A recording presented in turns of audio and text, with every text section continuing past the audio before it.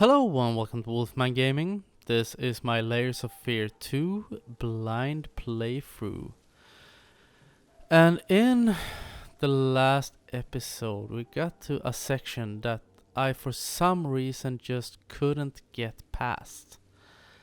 I have no idea what I was doing wrong, so I'm thinking that maybe we should try to explore this without touching the lever. Because anyone who watched that episode knows that I failed this a multitude of times. You're supposed to run through this and I'm guessing go over there. But I would get caught, I suppose you could say, at complete random. So, yeah.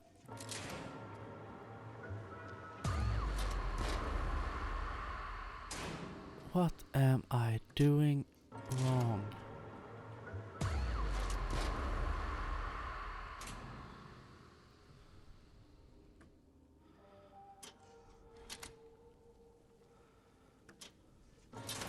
What is chasing me?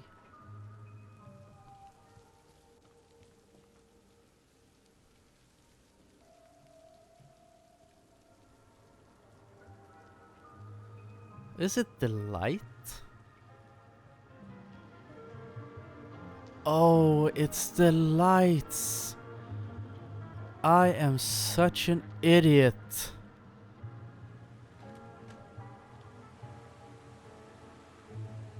Of course. Now it makes a lot more sense. And when it makes sense, that's when you can beat it.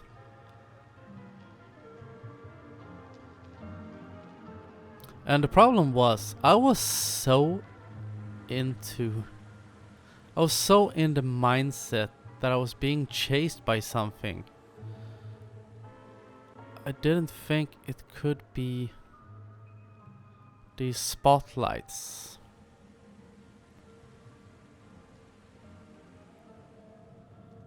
There we go. Now that was a Eureka moment. If I have ever experienced one. Now where am I going?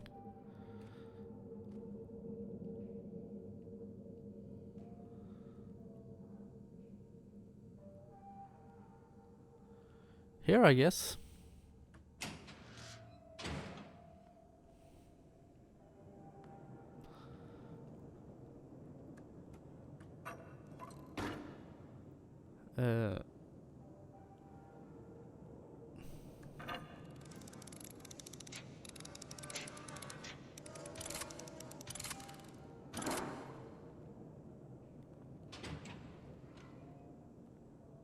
There we go.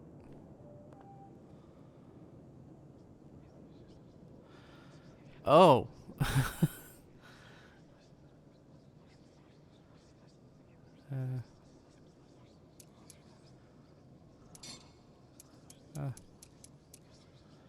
Right 10.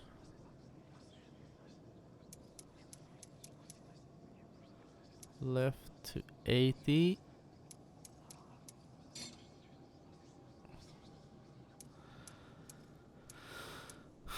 Let's see.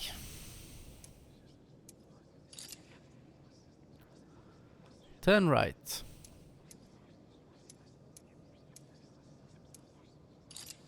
80 left. 79.5. And 40 right.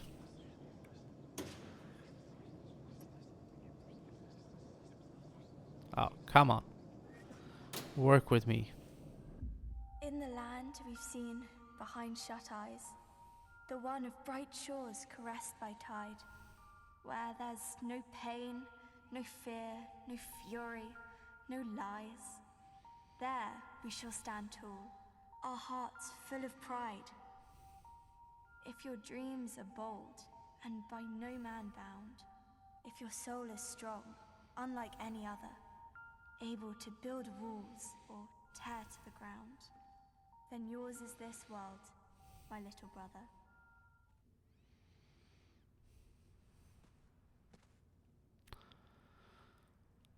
Very poetic.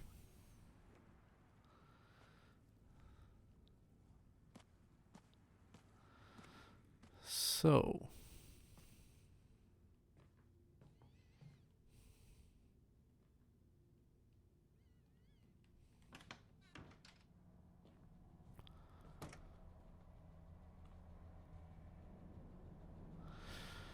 I must say I'm not very far into the game at this point, just a little bit over an hour. Mr. Hardy is a quartermaster, and that is a very important thing to be, because a quartermaster takes care of getting the crew where it needs to be and also makes sure there's plenty of food and rum for everyone. Mr. Hardy is very loyal to the captain and always follows orders because he knows that he, the captain, not Mr. Hardy, is a fearless leader. The captain sometimes gets crossed with Mr. Hardy, but that's only because he cares greatly about the whole crew. The truth is, bottom of the page torn off. This game thus far is not as scary as the first game. Here we have another slide. Thank you.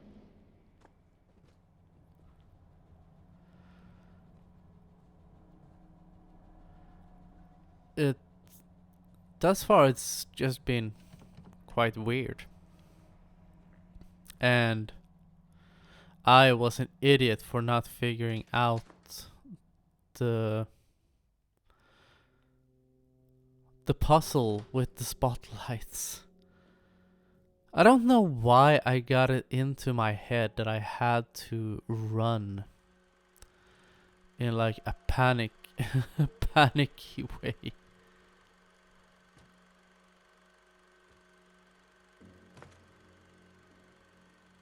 What's that? Door. And I'm guessing the way the first game worked, yes. Exactly what I thought. That you can probably open that door. Because there is a chalk line. Yes. Called it.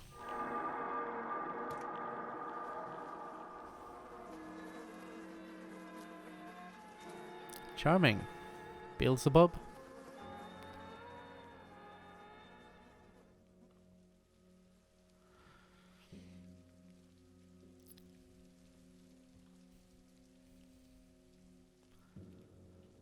Let's see.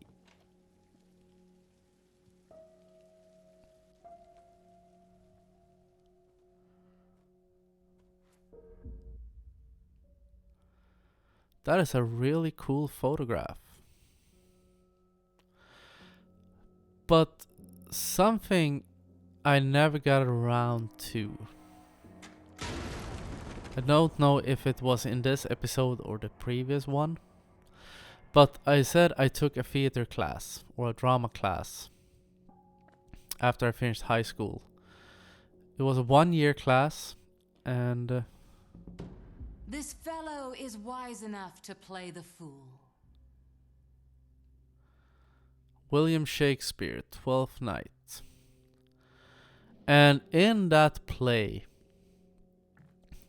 or during that class, we rehearsed a play. That was our final test. So the second term, everything we did, every week.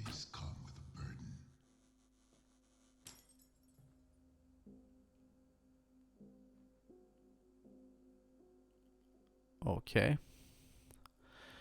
We would rehearse the play. And figures, faces, voices from the past, wrapped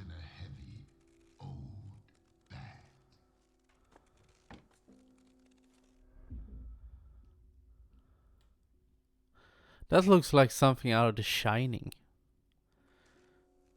In the original The Shining, Stanley Kubrick's version. At the end you see a photo of a large crowd of people and Jack Nicholson smack down in the front. Could probably be a little Easter egg towards that movie. But every week we would rehearse that play, and the play, I don't know what it's called in English. The first thing to do is to get rid of it. I played a character called Robbie. And I have a shadow.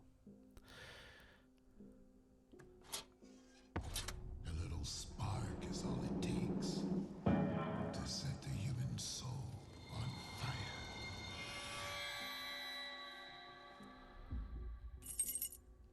And the play takes place during a stag party and a hen night, or a bachelor party and a bachelorette party, for the same couple, and both sets of friends end up at the same place. And I played a character called Robbie, I think his name was. It's been 20 years actually this year. An act of creation always begins with an act of destruction.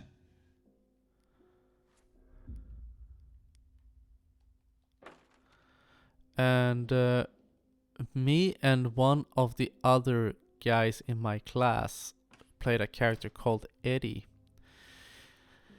We would delve a little bit deeper in. Life ends, another begins. This is gonna end badly. One life ends, I just know it. the right one.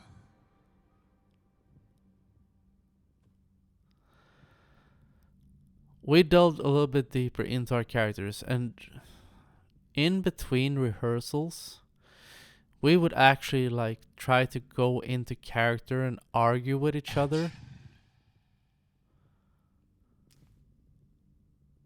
Which one is the right one? Life for life. One must be taken. The right one. Right. It's quite obvious if I just listened. The simple task. Trophy, hit your mark. Truthful, instinctive, pure. That'll do for now. Thank you. Yeah, and it wasn't method acting as such, but we tried to explore our character, and we spent so much time because our teacher also told us to make up backstories for our characters, get to know them. So it was a really fun experience, and I learned a lot. I matured a lot as a person as well. Moving away from home for the first time, it was a bit like a boarding school. Some people lived at the school, the ones that weren't from locally, so to speak, and I was one of them. And learned a lot, matured a lot, met a lot of interesting people. And it was a great experience, and anyone who is the least bit interested in doing something like that, if you get the chance, I would highly recommend you take it. Because it can be a life-changing experience, and if you're lucky and driven and really good at it, it can also be the start of an entirely new career. It didn't become that for me. I was not talented enough. I was not driven enough. I didn't have the energy to invest in trying to becoming a full-time actor, and I don't think I was good enough to do so either. But it was fun. It is, and it is a memory I will always keep with me. And I also, bonus thing, made some friends during my year at that school that I'm still friends with today. So, friends for life. People I've known for 20 plus years at this point. So let's see.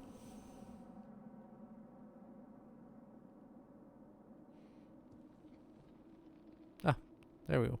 Yes, two of them, or the two I am still friends with. I actually talk to on quite a regular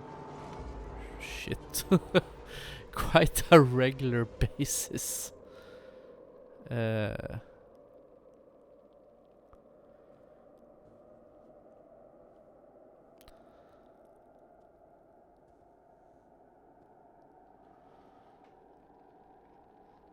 Oh.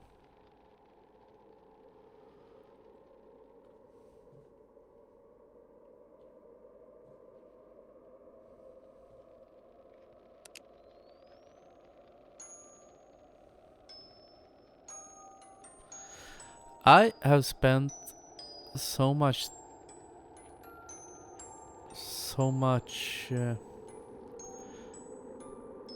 focus on talking about my year in drama class. I kind of got disoriented, wasn't quite sure what I was supposed to do.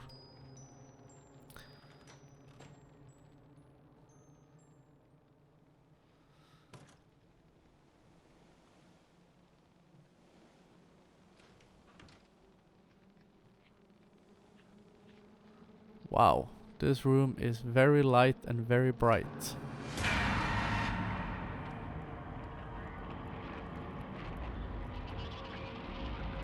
Okay.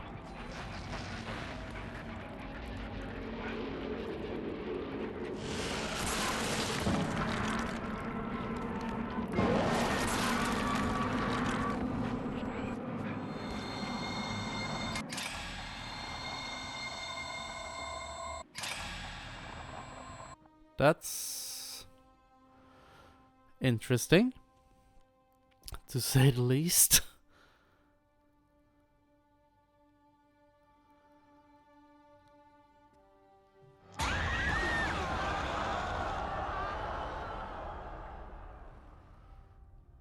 Cool.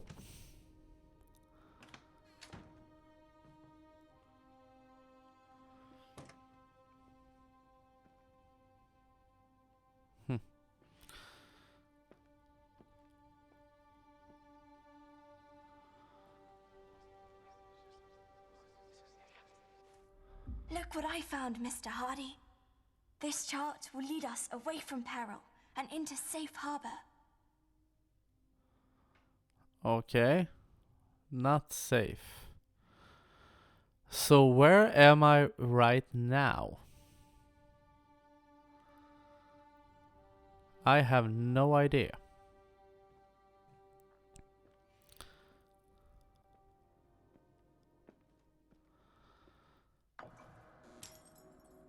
You shouldn't play with strangers. She wouldn't like that. She doesn't like it when you play with anyone but her. Who? Who are we talking about?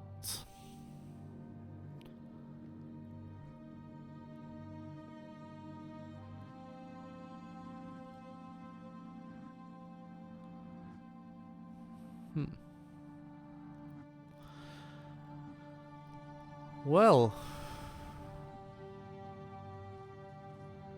we have a door. And what's behind that door we are gonna explore in the next episode, because I'm gonna end this one right here. And I want to thank you very much for watching, and I will see you again in my next video. So until next time, this is the Wolfman signing off.